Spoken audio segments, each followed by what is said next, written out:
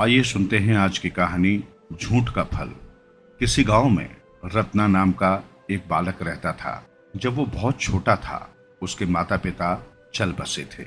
अपना गुजारा करने के लिए वो गांव वालों की भेड़ें चराता था।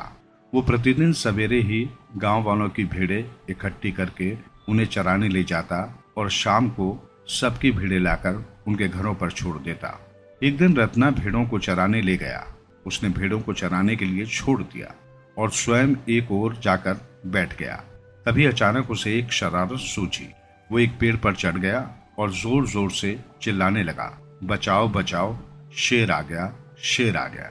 उसकी आवाज से लग रहा था कि वो बहुत डरा हुआ है। उस समय सभी गांव वाले अपने अपने खेतों में काम कर रहे थे। रत्ना की आवाज सुनकर सभी घबरा गए।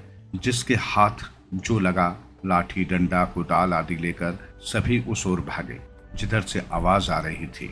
सबने इधर उधर देखा तो वहां कोई शेर न था। भेड़ें आराम से घास चर रही थी और रत्ना एक ओर खड़ा हंस रहा था।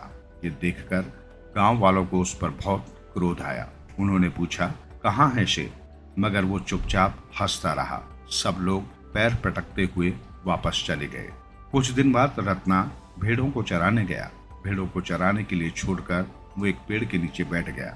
अचानक वो चौंक कर इधर उधर देखने लगा, लेकिन उसे कुछ भी दिखाई नहीं दिया। वो फिर से आराम से बैठ गया और उसकी आंख लग गई। तभी उसके कानों में भेड़ों के मिमियाने की आवाज सुनाई पड़ी। उसकी आंख खुल गई। उसने देखा तो देखता रह गया।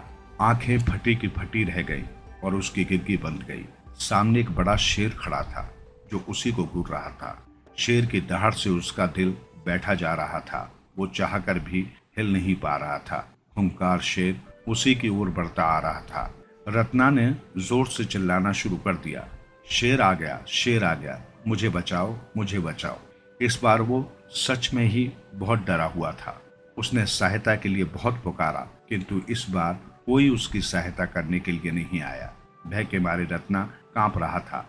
वो बड़ी आशा भरी नजरों से गांव की ओर देख रहा था, किंतु गांव वालों ने यही सोचा कि इस बार भी वो मजाक कर रहा है, इसलिए कोई उसकी मदद के लिए हिला नहीं। शेर को देखकर मिमियाती हुई भेड़ इधर उधर भाग गई। कुछ को शेर ने दबोचकर अपने नुकीले दांतों और पंजों से फाड़ डाला और कुछ बचने में कामयाब हो गई। शेर को भेड़ों से उलझा हुआ देखकर रत्ना वहां से भाग खड़ा हुआ। जो ही शेर ने रत्ना को भागते हुए देखा, वो उसके पीछे दौड़ने लगा। रत्ना जान लगाकर भाग रहा था, लेकिन वो अधिक दूर तक न जा सका। शेर ने उसे दबोच लिया। तभी गांव वालों ने उसे देख लिया और उन्होंने शेर को भगाकर रत्ना को बचा लिया। रत्ना की जान तो बच गई, लेकिन उसने सबक ले लिया कि भविष्य में मैं कभी ऐसी मूर्खतापूर्ण हरकत नहीं करूंगा।